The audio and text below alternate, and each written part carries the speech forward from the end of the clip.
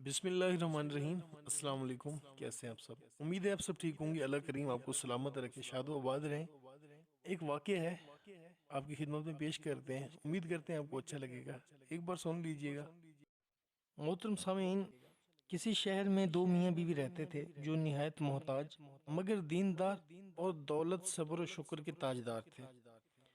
ہر حال میں شکر خدا بجا لاتے۔ ایک مرتبہ جب چند روز تک کچھ کھانے کو میسر نہ آیا تو مرد نے اپنی عورت سے کہا، 2-3 دن سے ہمارے گھر میں آگ تک نہیں جلی۔ ایسا نہ ہو کہ ہمارے ہمسایوں کو ہمارا یہ حال معلوم ہو کر ملال ہو اور ہم ان کی نظر میں حقیر معلوم ہونے لگیں۔ لہٰذا مناسب معلوم ہوتا ہے کہ تم تنور میں آگ جلا دو تاکہ ہمسایوں کی یہ بدگمانی دور ہو جائے۔ یہ سن کر اس نیک سیرت بیوی نے ایسا ہی کیا۔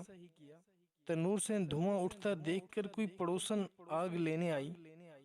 دیکھتی کیا ہے کہ سارا تنور روٹیوں سے بھرپور ہے۔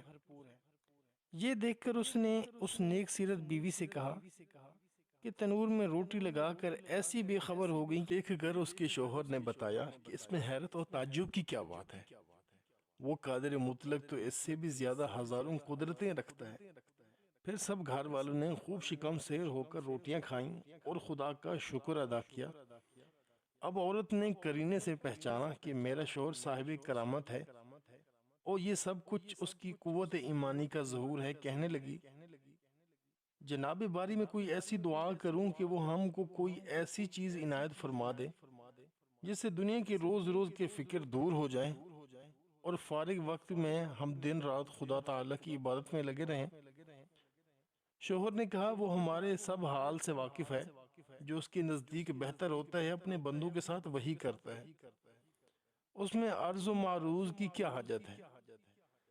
مگر جب عورت نے زیادہ مجبور کیا تو ایک دن آخر شب میں جو اجابت دعا کا وقت ہے، دعا کی کہ میرے مولا تو ہمارے حال سے اچھی طرح واقف ہے، تیرے سامنے کسی بات کے عرض کرنے کی حاجت نہیں، مگر تیری لونڈی نے مجھے مجبور کر دیا۔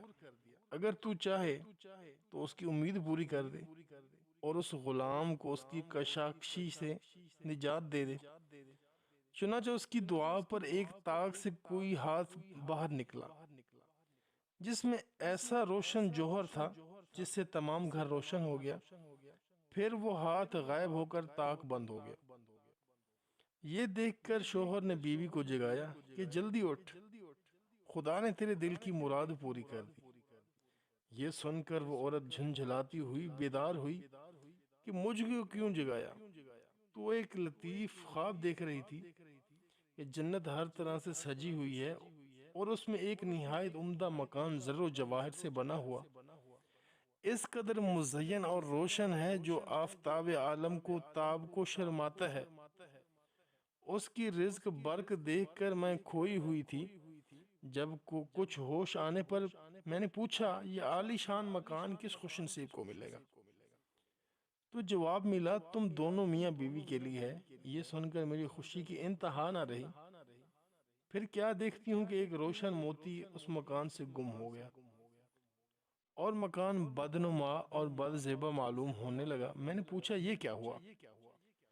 جواب ملا کہ وہ روشن موتی جس سے تیرا مکان روشن تھا، تیری خواہش کے مطابق دنیا میں چلا گیا، اور جس قدر تو دنیا میں راحت و آرام اور رونق و آسودگی چاہے گی، اسی قدر یہاں کی راحتوں میں کمی آ جائے گی۔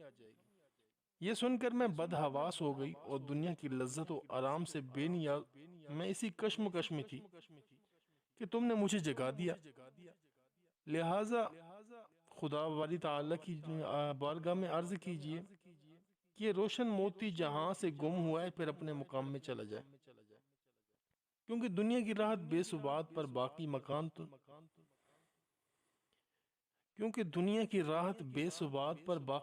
کو ناقص بنا دینا سخت حماقت ہے۔ چنانچہ اس کے شوہر نے پھر کمال و گریہ زاری سے عرض کیا کہ خدا بند تو بڑا رحیم ہے، کریم ہے، تو نے اپنی لونڈی کو جنت کی لذتوں کا مزہ چکھا کر دنیاوی لذتوں سے چھڑا دیا اور اس طرح ایک مخالف کو موافق بنا دیا، اور تیری اس عنایت کا کس زبان سے دل سے شکر ادا کر سکتا ہوں؟ تو اچانک اسی طاق سے پھر ایک ہاتھ ظاہر ہوا اور ایک روشن گوہر کو لے جا کر اس کے مقام پر پہنچا دیا۔ سبحان اللہ، اللہ کی کیا عجیب قدرت ہے کہ اپنے فرما بردار بندوں کو دنیا ہی میں جنت کے دیدار سے مشرف فرما دیتے ہیں۔ اللہ تعالی ہم سب کو اس واقعہ سے سبق حاصل کر کے آخرت کی تیاری کرنے کی توفیق عطا فرمائے، آمین یا رب العالمین۔